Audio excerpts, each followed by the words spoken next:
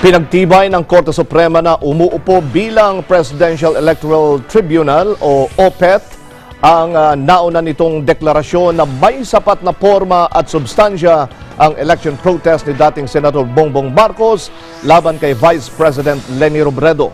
Sa 8 pahinang resolusyon ng PET o PET noong January 24, 2017, ibinasura nito ang motion ni Robredo na magsagawa ng preliminary hearing kaugnay sa issue ng form and substance ng poll protest ni Marcos at ang jurisdiksyon ng Supreme Court na dinggin ang kaso.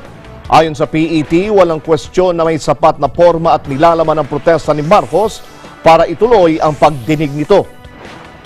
Pero nilinaw ng tribunal na kailangan pang mapatunayan ng kampo ni dating Senador Bongbong Marcos ang mga sinasabing irregularidad at anomalya sa mga kinikwestyong clustered precincts.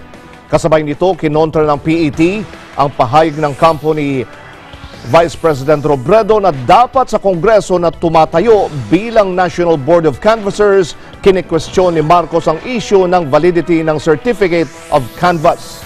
Iginiit ng Korte Suprema na sa ilalim ng saligang batas, sila ang sole judge sa mga protesta kaugnay sa eleksyon ng Pangulo o Vice Presidente, kabilang na ang mga kwestiyon sa COCs.